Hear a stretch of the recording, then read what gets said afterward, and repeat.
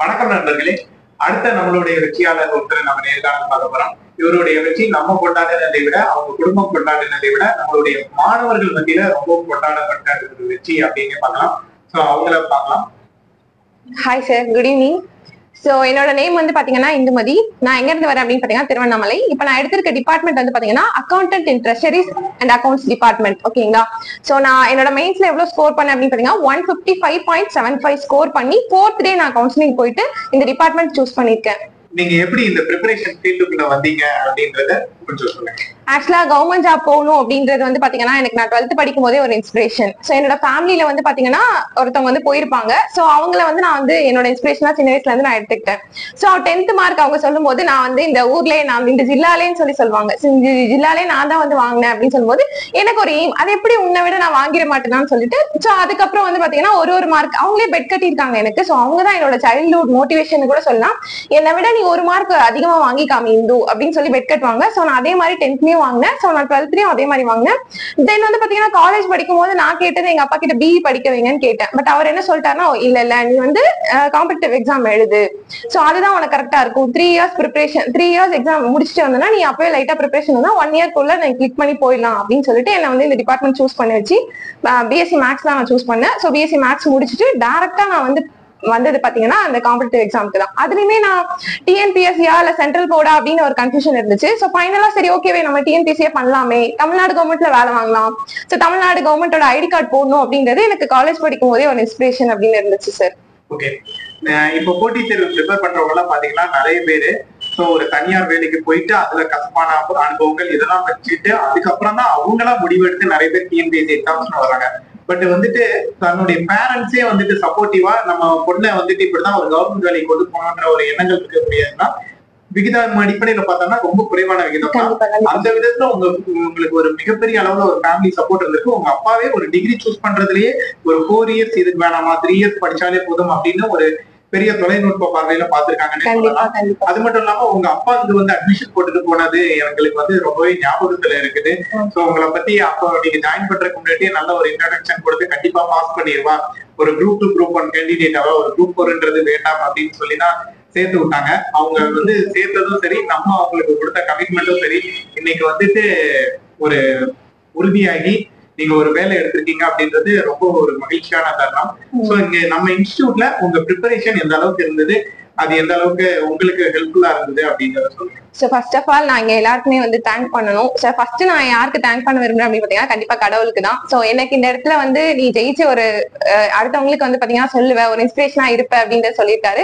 So அதனால கடவுள். So next வந்து பாத்தீங்க அப்படின்னா கண்டிப்பா என்னோட ஃபேமிலி. ஸோ என்னோட ஃபேமிலி சப்போர்ட் இல்லாம என்னால இந்த இடத்துல இவ்வளோ இயர்ஸா வந்து சஸ்டைனபிளா இருந்திருக்க முடியுமான்னு கேட்டீங்கன்னா இல்ல. ஸோ என்னோட பிரதர்ஸ் ரொம்ப சப்போர்ட் பண்ணாங்க. அதுக்கப்புறம் எங்க அப்பா கண்டிப்பா சொல்லி ஆகணும்.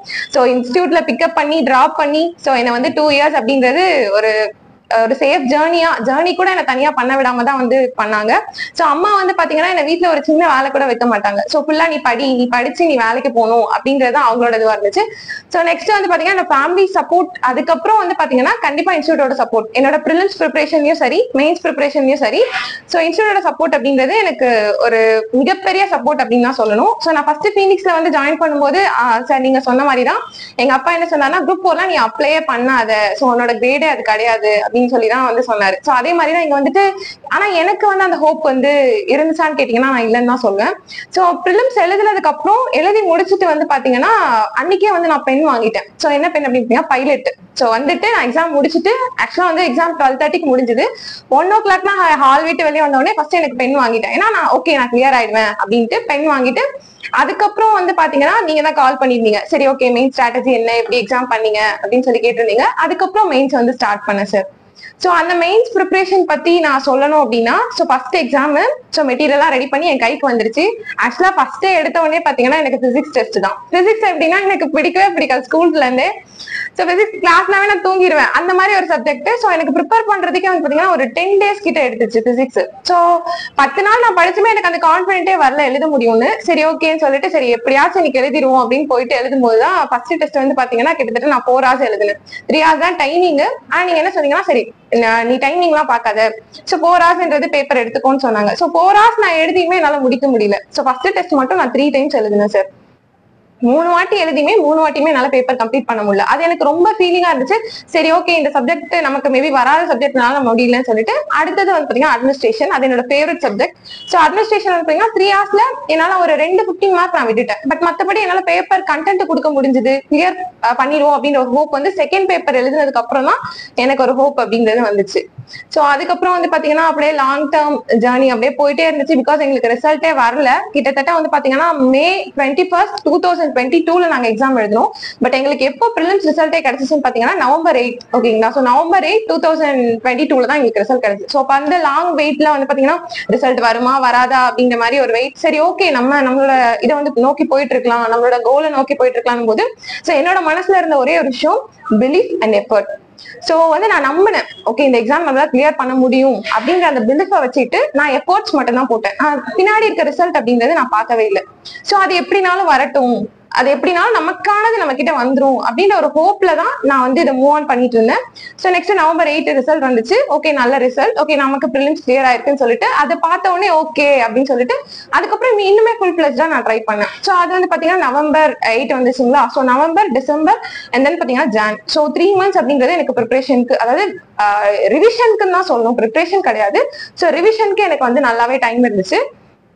அந்த ரிவிஷன் டைம் வந்து பாத்தீங்கன்னா February 25 எக்ஸாம். சோ ஃபுல்லா வந்து பாத்தீங்கன்னா ரிவிஷன் பண்ணிட்டு நான் சொல்ல போனா நான் கடைசி வரைக்குமே வந்து நான் பேப்பர் கம்ப்ளீட் பண்ணவே இல்லை.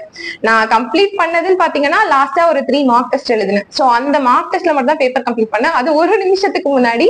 சோ அந்த 1 நிமிஷத்துக்கு முன்னாடி முடிச்சதே ஓகே எனக்கு ஒரு ஹோப் வந்துச்சு. ஓகேப்பா நம்ம வந்து கம்ப்ளீட் பண்ணிடுவோம், பேப்பர் கம்ப்ளீட் பண்ணிடுவோம் அப்படின்ற ஒரு ஹோப் வந்துச்சு. சோ அதே மாதிரி TNPSC நான் ஒரிஜினலா எக்ஸாம் எழுதும் போதுமே என்னால பேப்பர் கம்ப்ளீட் பண்ணிட்டேன். சோ எல்லா 6 மார்க் அட்டென்ட் பண்ணேன், எல்லா 12 மார்க் இந்த எல்லா 15 மார்க்குமே அட்டென்ட் பண்ணி பேப்பர் கம்ப்ளீட் பண்ணிட்டேன். சோ பேப்பர் கம்ப்ளீட் பண்ணேன். பிளஸ் வந்து இன்னொரு விஷயம் எனக்கு ஹெல்ப்ஃபுல்லா இருந்துச்சு இந்த எக்ஸாம் கிளியர் பண்ணதுன்னா, நான் கண்டிப்பா பீனிக்ஸ்ல கிளாஸ் எடுத்தது அப்படின்னு தான் சொல்லுவேன். நிச்சயமா. ஏன்னா நான் அடுத்த கேள்வியாவும் அதை தான் கேட்கலான்னு இருந்தேன். ஏன்னா நீங்க ஒரு ஸ்டூடெண்டாவும் இந்த ஒரு பரிணாமம் கொடுத்துருக்கீங்க, அதுக்கு அடுத்து ஒரு ஃபேக்கல்ட்டியாவும் இருந்தீங்க. ஸோ ஃபேக்கல்ட்டியா அதனாலதான் நான் ஆரம்பத்துல உங்களை பத்தி இன்ட்ரோடக்ஷன் கொடுக்கும்போது போட்டித் தேர்வர்கள் இன்னைக்கு இருக்கக்கூடிய மாணவர்கள் கொண்டாடிய வெற்றி அப்படின்னு சொன்னேன்.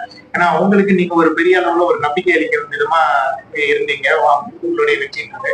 ஸோ நீங்க உங்களுடைய டீச்சிங், இங்க காம்படிட்டிவ் எக்ஸாம் டீச்சிங்ன்றது உங்களுக்கு எந்த அளவுக்கு பயனுள்ளதா இருந்தது அப்படின்றது. சோ என்னோட டீச்சிங் எக்ஸ்பீரியன்ஸ் பார்க்க போனா ஓகே, நான் என்ன முடிவு பண்ணேன்னா ஃபர்ஸ்ட்ல இருந்து ஃபீல்டு தான். ஓகேங்களா, இந்த ஃபீல்டை விட்டு நம்ம என்ன ஆனாலும் மூவ் ஆன் ஆகிடக்கூடாது. சோ நம்மளோட டார்கெட் அப்படின்றது தான். சோ அப்படின்றது எனக்கு நான் வந்து ஷோரா இருந்தேன். சோ அதனால என்ன, சரி ஓகே அடுத்தது நம்ம என்ன பண்ணலாம், டீச்சிங். ஆக்சுவலா எனக்கு டீச்சிங்ன்றது எனக்கு லைஃப்ல நான் இந்த இடத்துக்கு போயிடவே கூடாது அப்படின்னு நினைச்ச ஒரு விஷயம். பட் இருந்தாலும் ஓகே, இந்த எனக்கு ஒரு கோல், லாங் டேர்ம் கோலுக்கு ஒரு ஷார்ட் டேர்ம் கோல்ன்றது தேவைப்பட்டுச்சு. சோ நான் அதுக்கு இந்த டீச்சிங் யூஸ் பண்ணிட்டேன். சோ பாத்தீங்கன்னா நான் டீச்சிங்குள்ள வந்து டீச் பண்ண ஆரம்பிச்சதுக்கு அப்புறம் எனக்குள்ளே ஒரு கான்பிடென்ட், சோ நம்ம முன்னாடி நான் எல்லாரும் முன்னாடி பேச முடியுமா அப்படின்ற அந்த தாட்ஸ் எல்லாம் போகி இப்போ வந்து பாத்தீங்கன்னா ஒரு கிளியரா ஓகே அப்படின்றது. இன்னொன்னு எனக்கு நான் சொல்ல போனா எனக்கு இவ்வளவு ஸ்கோர் வந்திருக்கு அப்படின்னா நான் தமிழ்ல தான் சார் எழுதினேன்.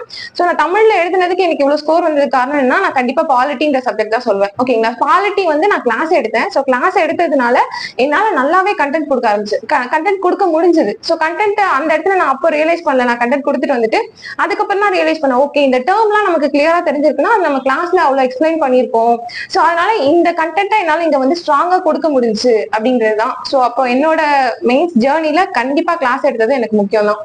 சோ அதே மெயின் ரோல் பிளே பண்ணிச்சு என்னோட லைஃப்லன்னு கூட நான் சொல்லலாம். So efforts, that's all. 4வது நாள்லயே கவுன்சிலிங் போனேன் அப்படின்னு சொன்னீங்க. சோ அந்த எக்ஸ்பீரியன்ஸ்லாம் ரொம்ப ஹாப்பியா இருந்திருக்கும். ஏன்னா வந்துட்டு நம்ம இன்ஸ்டிடியூஷன்லயே வந்துட்டு டெஸ்ட் சீரிஸ் கூட பண்ணோம் Day 1 அப்படின்ட்டு. சோ Day 1 மீனிங்கே நீங்க எல்லாருமே Day 1 கவுன்சிலிங் போனோம் அப்படின்றதுதான். சோ அப்ப அந்த ஃபர்ஸ்ட் வீக்லயே நீங்க கவுன்சிலிங் போறீங்கன்னா ரொம்ப ஹாப்பியா இருந்திருக்கும். சோ உங்களுக்கு விருப்பப்பட்ட ஜாப்ஸ்லாம் இருந்திருக்கும், நீங்க செலக்ட் பண்ணி எடுக்கிற மாதிரி இருந்திருக்கும். சோ அந்த எக்ஸ்பீரியன்ஸை ஷேர் பண்ணுங்க. சோ கவுன்சிலிங் போகும்போது எதுவுமே தெரியாம பிளாங்கா தான் போனேன். சோ என்னோட ஒரு ட்ரீம் என்ன, எல்லாருக்குமே இது ட்ரீம் தான் கண்டிப்பா. சோ டிஎன்பிசியோட வாசல் மிதிக்கிறதுன்றது. சோ மார்னிங் போயிட்டு அங்க கால் வச்ச உடனே எனக்கு இருந்த ஹாப்பினஸ் வந்து பாத்தீங்கன்னா என்னால எக்ஸ்பிரஸ் பண்ண முடியல. சோ அந்த அளவுக்கு ஒரு ஹாப்பினஸ். சோ உள்ள போயிட்டு கவுன்சிலிங் ப்ரொசீஜர் பிளஸ் வந்து அங்க ஹேண்டில் பண்ணவங்க எல்லாமே ஒரு ரொம்ப நல்லா சாஃப்டா, நீங்க வந்து பாத்தீங்கன்னா கவர்மெண்ட் ஜாப்ல போயிட்டு நீங்க சேவை பண்ண போறீங்க அப்படின்ற மாதிரி வந்து ஒரு நல்ல மனப்பான்மையோட தான் இது பண்ணாங்க. அதே மாதிரி இதோட நிறுத்திடாதீங்க, சோ நீங்க அடுத்ததுமே போகணும் அப்படின்ற மாதிரி ஒரு என்கரேஜிங்கான ஒரு குட் என்விரான்மெண்ட் அப்படின்னு கூட சொல்லலாம் அந்த கவுன்சிலிங் செட்டப். ஸோ அவங்களோட ஒவ்வொரு ஹேண்ட்லிங்குமே வந்து பாத்தீங்கன்னா ஒரு கவர்மெண்ட் ஆஃபீஸ் அப்படின்றது இப்படிதான் இருக்கணும், இப்படிதான் ஹேண்டில் பண்ணணும்ன்றதை எங்க கத்துக்கலாம். ஒரு கேண்டிடேட் அவங்க எப்படி ஹேண்டில் பண்றாங்களோ அந்த மாதிரிதான் நம்ம கிட்ட வர பீப்புளையே நம்ம ஹேண்டில் பண்ணணும்ன்றது எனக்கு டிஎன்பிசில இருந்தே ஒரு எக்ஸாம்பிள் கிடைச்சது. ஸோ வெல் எக்ஸ்பீரியன்ஸ் பர்சன்ஸ் தான் ஒர்க் பண்றாங்க, பட் அவங்க ஹேண்ட்லிங் வந்து எனக்கு ரொம்ப பிடிச்சிருந்த ஒரு விஷயம். ஸோ கவுன்சிலிங் எடுத்துட்டு வேலை எடுத்துட்டு நான் வந்து வெளியே வந்தப்போ ஓகே அப்பா நம்ம ஒரு நல்ல டிபார்ட்மெண்ட் தான் சூஸ் பண்ணிருக்கோம் அப்படின்றதோட நான் ஒரு ஹாப்பினஸோட தான் சார் வெளியே வந்தேன். நிச்சயமா அங்க டிஎன்பிசில இருந்து என்ன சொன்னாங்களோ அதே தான் நாங்களும் உங்களுக்கு சொல்ல விருப்பப்படுறோம். ஏன்னா உங்க அப்பா சொன்னது வந்து என் பொண்ணு குரூப் 1 லெவல்ல பாஸ் பண்ணணும் அப்படின்றதுதான். நிச்சயமா அதுக்கான வாய்ப்புகள் அப்படின்றது தொடர்ந்து காத்துட்டு நீங்க அதை நிறைவேற்றுவீங்கன்றதை நாங்க நம்புறோம். நீங்க வந்துட்டு பாத்தீங்கன்னா பிரிலிம்ஸ் வரும்போது ஒரு ப்ரெஷரா வந்தீங்க, நீங்க மெயின்ஸ் போகும்போது நீங்க டீச்சிங்ல இருந்தது உங்களுக்கு பயனுள்ளதா இருந்ததுன்னு சொன்னீங்க. பிரிலிம்ஸ்ல எந்த அளவுக்கு இங்க நீங்க ஜாயின் பண்ணது பயனுள்ளதா இருந்து எப்படி உங்களை மோல்ட் பண்ணாங்க அப்படிங்கறது? சோ ப்ரிலிம்ஸ் வரும்போது ஆக்சுவலா வந்து பாத்தீங்கன்னா நான் காலேஜ் படிக்கும்போது நான் தமிழ்லாம் படிச்சுட்டு இருந்தேன் தான், பட் எனக்கு ஐடியா அப்படின்றது வந்து சுத்தமாவே இல்ல. கொஸ்டின் பேப்பர் பேட்டர்ன் எப்படின்னு தெரியாது. சோ கிளாஸ் எடுக்கிறனா இப்படிதான் இந்த பாயிண்ட் தான் எனக்கு படிக்கணும்னே தெரியாது. பட் ஃபர்ஸ்ட் நான் டெஸ்ட் அட்டென்ட் பண்ணும்போது அதுலயுமே ஒரு நல்ல ஸ்கோர் தான். ஓகே நம்ம வந்து இதை ஃபர்தரா கொண்டு போலாம் அப்படின்ற அளவுக்கு ஸ்கோர் தான். எப்பவுமே ஃபீனிக்ஸ்ல வந்து பாத்தீங்கன்னா என்ன பண்ணுவாங்கன்னா டெஸ்ட் வச்சுட்டு அடுத்த வாரம் கண்டிப்பா ரிசல்ட் அப்படின்னு வந்துடும். இதெல்லாம் நோட்டீஸ் போர்ட்ல ஒட்டுவாங்க. சோ அந்த நோட்டீஸ் போர்ட்ல ரிசல்ட் ஒட்டும் போது நம்ம எப்பவுமே நான் எய்ம் பண்றது எப்படின்னா நான் ஃபர்ஸ்ட் மார்க் வரணும் வரணும் அப்படின்னு நான் ட்ரை பண்ணிட்டே இருப்பேன். ஆனா கடைசி வரைக்கும் நான் ஃபர்ஸ்ட் மார்க் வந்தேன்னு கேட்டீங்கன்னா ஒரே ஒரு டெஸ்ட்ல தான் சார் வந்தேன், பிரிலிம்ஸ் டெஸ்ட்ல. சோ அதுமே வந்து மார்க் கம்மி தான் ஃபர்ஸ்ட். அது என்னன்னா நான் கிளாஸ் எடுத்த சப்ஜெக்ட் அப்படிங்கிறதோ அதுவும் ஒண்ணு. சோ இருந்தாலும் பரவாயில்ல. சோ ஃபர்ஸ்ட் நான் இது வரைக்கும் ஒரு வாட்டி தான் வாங்கியிருக்கேன். பட் எப்பவுமே டாப் 5க்குள்ளயாச்சும் நான் அட்லீஸ்ட் எய்ம் பண்ணிடுவேன். சோ அந்த டாப் 5க்குள்ள நம்ம கன்சிஸ்டன்சி விட்டுறவே கூடாது அப்படின்னு. டாப் 5க்கு கீழே போயிடுச்சுன்னா சோ மேம் வந்து கேட்பாங்க ஏமா இந்த வாட்டி வந்து இவ்வளவு ரேங்க் வந்து கம்மியா இருக்கு அப்படின்னா அதுக்கு ஏதாவது ரீசன் இருக்கும். சோ ரீசன் சொல்லி தப்பிச்சிருவேன். பட் இருந்தாலும் அடுத்த வாட்டி படிக்கணும் அப்படின்றது. சோ பிரிலிம்ஸ் ஜர்னி அப்படின்றது இப்படிதான் ஸ்டார்ட் ஆச்சு. குறைஞ்சபட்சம் வந்து பாத்தீங்கன்னா ஒரு 50+ டெஸ்டாவது எழுதிருப்பேன்.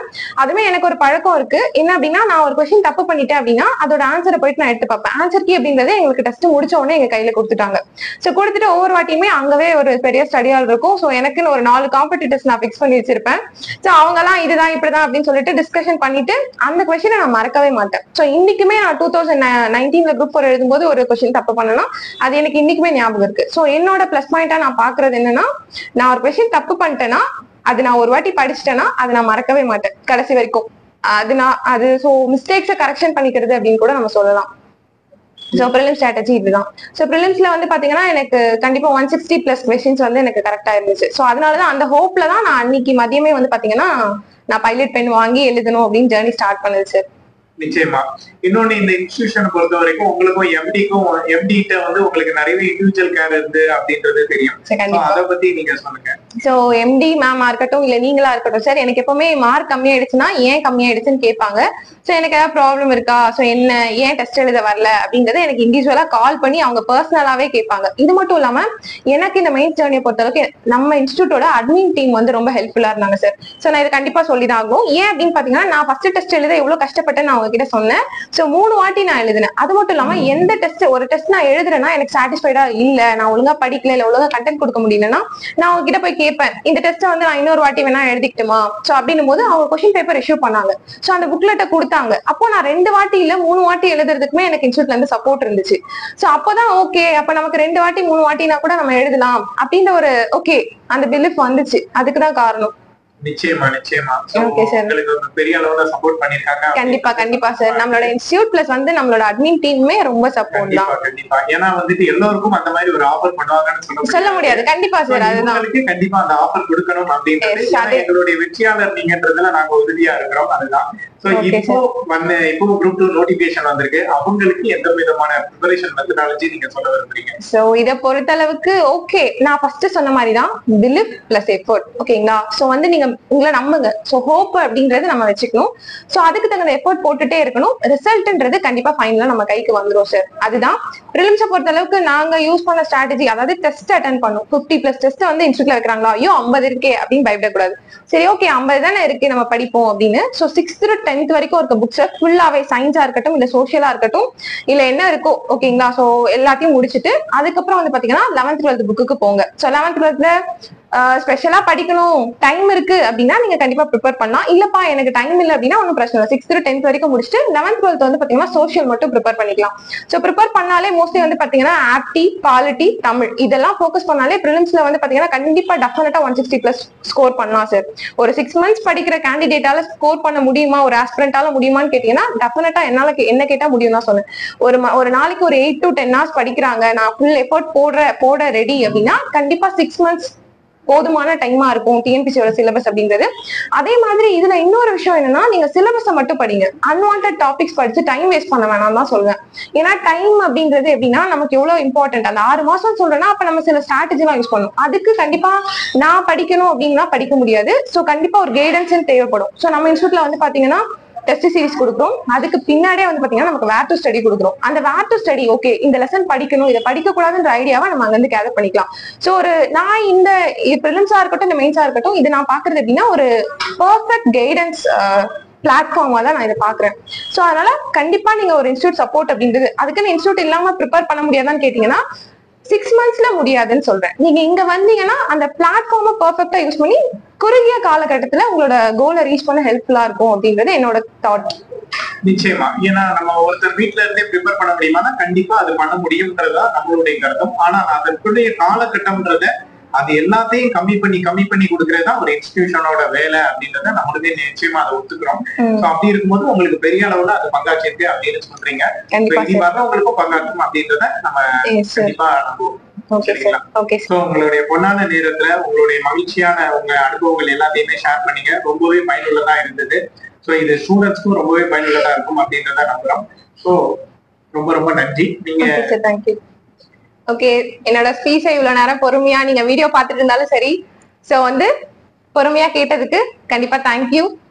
All the best to the future government employees. நிச்சயமா நன்றி.